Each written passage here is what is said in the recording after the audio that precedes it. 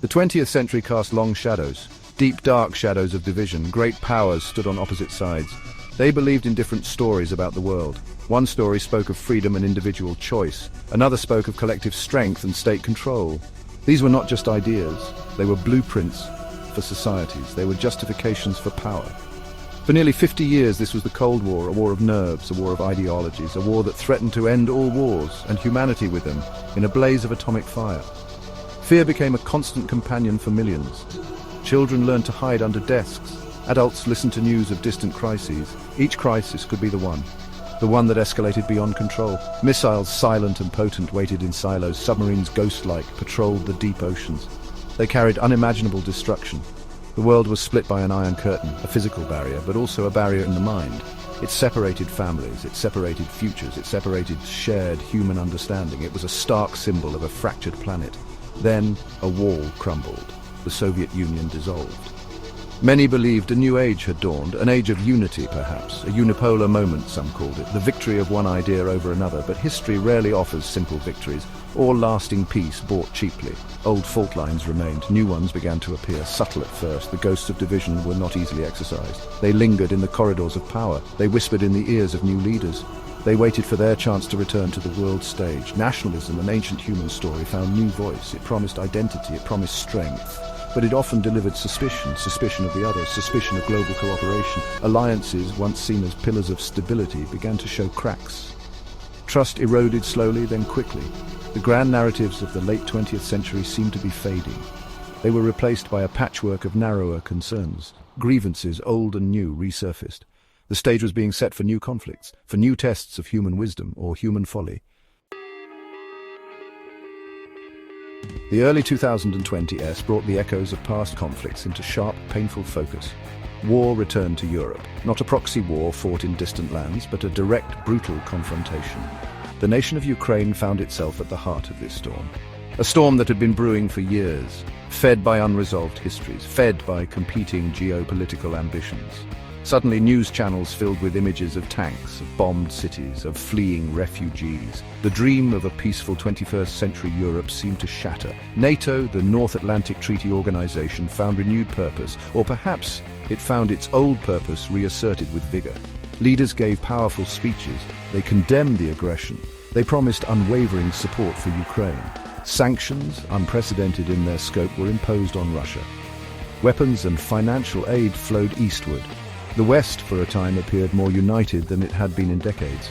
The conflict became a clear line, a line drawn between differing views of sovereignty, of international law, of the future. From Moscow, the narrative was starkly different. Russia spoke of existential threats, of NATO's eastward expansion, of protecting its interests and its people. A deep chasm of perception opened. It was a chasm that diplomacy struggled to bridge. Information itself became a battlefield. Each side presented its version of events, its justification for its actions. The world watched, caught between competing stories, unsure who to believe, or perhaps choosing to believe the story that best fit their existing worldview. This was the nature of modern conflict. The human cost was immense. Lives were lost. Families were torn apart. Entire communities were uprooted. Beyond the immediate battlefield, the world felt the impact. Energy prices soared. Food security became a concern for millions. The global economy, already fragile, faced new uncertainties. The Ukrainian crucible was a harsh reminder, a reminder that peace is not a permanent state. It is a constant effort, a fragile construction, one that requires vigilance, empathy, and a willingness to understand even those we consider adversaries. Imagine then a future date, perhaps 2035 or 2040. The world has grown weary of division, weary of the constant threat of escalation. The old conflicts have simmered, sometimes flared, but a deep fatigue has set in. Then whispers begin. In diplomatic circles first, too incredible to believe. Rumors of secret meetings, of back channels, of a radical new proposal. The initial reaction is dismissal. Such things are impossible. The enmities run too deep, the wounds are too fresh, or so it seems. Suddenly the impossible becomes official. Joint announcements from Washington, Moscow, and Kyiv. Not just a ceasefire, not just another temporary truce, but a declaration of intent. An intent to forge a new path. A path towards genuine strategic partnership. The world is stunned into silence, then an eruption of questions. How? Why? What has changed so fundamentally? Details emerge of months, even years of clandestine negotiations, leaders who dared to look beyond the immediate horizon, beyond the bitter legacies of the past. The tripartite harmony treaty is signed. The location itself is symbolic, perhaps a neutral city, or even, daringly, a city once scarred by their past conflicts, now reborn. The ceremony is broadcast globally. The images are stark. Leaders, once adversaries, now stand together. They speak of shared challenges, of existential threats that dwarf their old disputes. Climate change, runaway artificial intelligence, the potential for new pandemics. They argue that only united can humanity face these monumental tasks. It is a narrative of necessity. Global disbelief is the first wave of reaction. Pundits are speechless. Stock markets gyrate wildly. Ordinary citizens stare at their screens. Is this a genuine transformation, or is it a sophisticated geopolitical maneuver? Hope, a fragile seed, begins to sprout in some hearts. Skepticism, a well-tended plant, remains deeply rooted in others. The leaders acknowledge this. They speak of a long road ahead, of the need to build trust step by painstaking step. The unthinkable dawn has arrived, but the nature of the day to come remains profoundly unclear. Who were these leaders? What drove them to attempt such a radical departure? History will dissect their motives for centuries. Perhaps they saw the precipice, the point where existing trajectories led only to mutual destruction. Or perhaps a new common threat emerged, something so vast, so alien to previous human experience that it reordered all priorities. Was it the undeniable acceleration of climate catastrophe? The dawning realization of AGI's uncontrollable potential, or a challenge from beyond Earth?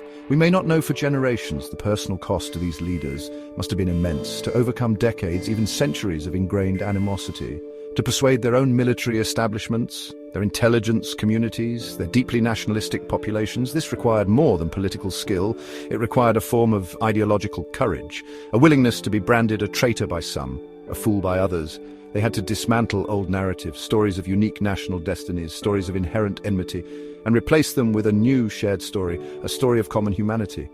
The Tripartite Harmony Treaty was built on three pillars: shared security, shared prosperity, shared technological advancement.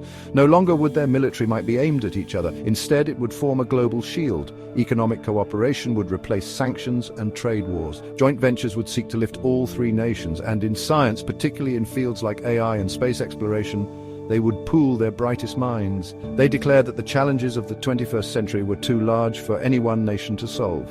The public addresses delivered by these leaders were masterpieces of this new narrative. They acknowledged the pain of the past. They did not shy away from the betrayals, the losses, the anger, but they framed these as lessons, harsh lessons that had finally taught humanity the price of division. They appealed to a higher sense of purpose, to the survival of the species, to the potential for a future far grander than any single nation could achieve alone. It was a bold gamble on the human capacity for change, for forgiveness, for cooperation. Section 5. The Unified Shield, a new global military paradigm. The first, most visible manifestation of the Triad was the Global Strategic Command, or GSC. Its headquarters were established in a demilitarized zone, a symbol of its new neutrality. Joint Chiefs of Staff, drawn from the highest ranks of the American, Russian, and Ukrainian militaries, formed its core leadership. This was not merely an alliance, it was a genuine integration. Old rivalries had to be consciously unlearned. New protocols for communication and operation had to be painstakingly built from the ground up. The world watched with bated breath. With the GSC's formation, historic military alliances like NATO and the CSTO were formally dissolved. Their assets, their personnel, their doctrines were carefully reviewed. Some were discarded, others were adapted and absorbed into the new GSC framework. This was a monumental undertaking. It involved rewriting decades of military planning, shifting logistical chains, retraining soldiers to see former adversaries as trusted comrades. The initial resistance within military ranks was significant, but the political will of the Triad's leaders was unshakable. The first joint military exercises of the GSC were a global spectacle. They were not designed to intimidate a specific enemy, but to demonstrate a new kind of capability. The ability to respond to global crises with unprecedented speed and scale. These exercises showcased advanced, collaboratively developed technologies, drones that operated in perfect synchrony, logistical systems powered by shared AI, rapid deployment forces capable of reaching any point on Earth within hours. The message was clear: the Triad possessed a shield and a sword of unparalleled power. The stated missions of the GSC were also a departure. While maintaining a deterrent capability against any resurgent rogue states, its primary focus shifted. Counter-terrorism remained a key objective, but so did global disaster relief, humanitarian intervention on a massive scale, and most intriguingly, planetary defense. This hinted at concerns beyond terrestrial threats. It suggested that the Triad was looking outwards, perhaps anticipating challenges that humanity had only previously imagined in science fiction. The unified shield was meant to protect all of humanity. Section 6. Reaching for the stars, together. The cosmos beckons anew. Beyond the terrestrial concerns of military power, the Triad looked upwards, to the stars. The Astra Trinity initiative was announced with fanfare. It set forth goals that had once seemed like distant dreams. A permanently crewed international lunar base within a decade, a joint human mission to Mars within 2. These were not just scientific endeavors, they were powerful symbols of the new unity, a shared human ambition to explore the final frontier, not as competing nations, but as a united species. The resources and expertise of NASA, Roscosmos, and Ukraine's burgeoning space industry were pooled. Decades of separate research, parallel developments, and sometimes guarded secrets were now opened up. Engineers and scientists who had once viewed each other as rivals now collaborated in shared laboratories and design bureaus. The synergy was immediate. Problems that had stymied one agency for years were quickly solved with fresh perspectives from another. The pace of innovation accelerated dramatically. It was a renaissance in space exploration. The launch of the Unity 1 mission, the first crewed flight under the Astra Trinity banner, was a global media event unlike any other. The crew itself was a potent symbol. American, Russian, and Ukrainian astronauts side by side. As their spacecraft ascended, carrying the hopes of many, it felt like a turning point. A moment where humanity collectively lifted its gaze from its terrestrial squabbles and remembered its capacity for wonder, for daring, for reaching beyond the confines of its small blue planet. The scientific breakthroughs that followed were numerous. The lunar base became a hub for new research into low-gravity manufacturing, helium-3 extraction, and deep space astronomy. The preparations for the Mars mission spurred innovations in life support, propulsion, and radiation shielding. This shared quest for knowledge also had a profound philosophical impact. Seeing Earth from afar, a fragile jewel in the vastness of space, reinforced the message of the Triad's leaders, the message of a shared destiny, a shared home that needed protecting. Section 7. The Algorithmic Alliance AI for a Shared Human Future. The rise of artificial intelligence presented both immense promise and profound peril. The Triad recognized this duality. They understood that an AI arms race could be even more catastrophic than the nuclear arms race of the 20th century. Thus, the International AI Concord, IAIC, was established. Its headquarters, significantly, were placed in Kyiv, a city that had known devastating conflict. Now a beacon for a more hopeful technological future, it was a powerful statement of renewal and shared purpose. The core mission of the IAIC was to foster joint research into artificial general intelligence, AGI. Critically, this research was to be coupled with an unwavering focus on safety and ethics. The brightest minds in AI from all 3 nations, and indeed from around the world, were invited to collaborate, to develop frameworks that would ensure AGI, if and when it arrived, would be aligned with human values, that it would serve humanity as a whole, not just one nation, not just one ideology. Data, the lifeblood of modern AI, became a shared resource for specific global challenges. Under strict privacy protocols, vast datasets related to climate change, pandemic prediction, and resource management were pooled. Joint AI models were developed to find novel solutions, to identify patterns invisible to human researchers, to optimize responses to complex global crises. The AI Concord aimed to turn a potential weapon into a powerful tool for collective well-being, a tool for building a more sustainable and equitable world.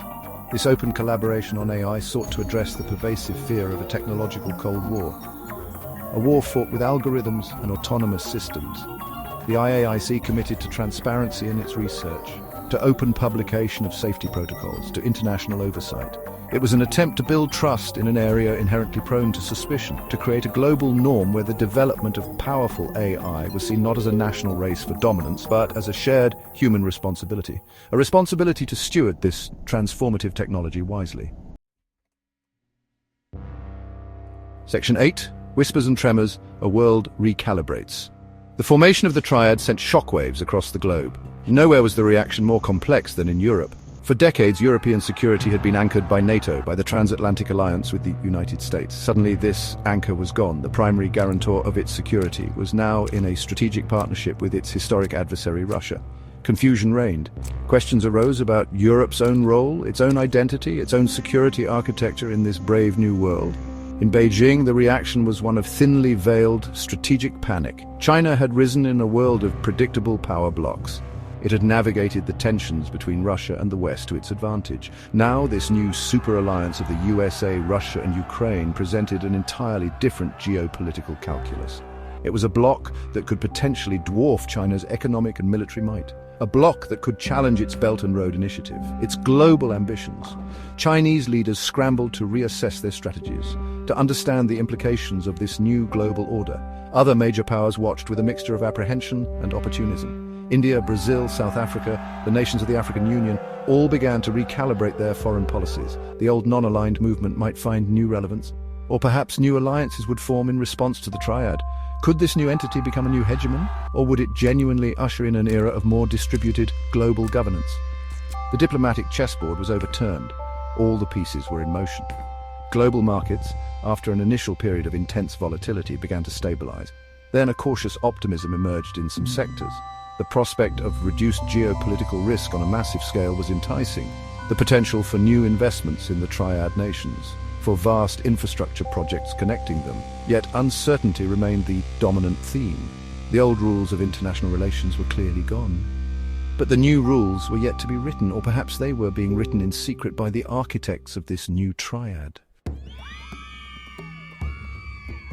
Section 9, a tapestry of unity and uncertainty. The new order's gaze, the economic implications of the triad began to unfold rapidly. Free trade agreements were signed, tariffs were dismantled, ambitious joint infrastructure projects were launched, high-speed rail networks connecting Moscow to Washington via a Bering Strait tunnel, energy grids that spanned continents. These were projects on a scale not seen since the post-World War II era. They promised to knit the economies of the three nations together, creating interdependencies designed to make future conflict unthinkable, or at least economically ruinous. Beyond economics and military affairs, a wave of cultural exchange programs was initiated. Students, artists, scientists, and ordinary citizens were encouraged to travel, to learn each other's languages, to experience each other's cultures. The aim was to break down the caricatures, the stereotypes that had been cultivated over decades of hostility, to foster a sense of shared humanity, to build bridges of understanding at the grassroots level, because true peace, the leaders argued, could not be imposed from above, it had to grow from below. What then was this new world order? Was it the dawn of a genuine global community, a parliament of man, as Tennyson once dreamed? Or was it a new form of global governance dominated by three great powers? A triumvirate that might unintentionally marginalize other nations? The triad's leaders spoke of partnership, of a more stable and prosperous world for all. But power, even when wielded with benevolent intentions, has its own dynamics, its own temptations. The story of human cooperation is also the story of power struggles. The future remained unwritten, full of immense promise and profound ambiguity. Perhaps this new age would indeed be one of unprecedented peace and progress, or perhaps new challenges, unforeseen and even more complex, lay just over the horizon. The old certainties were gone, replaced by a vast open question, a question that all of humanity would have to answer together. The new order had dawned, but its ultimate shape, its true meaning, was still veiled in the mists of time.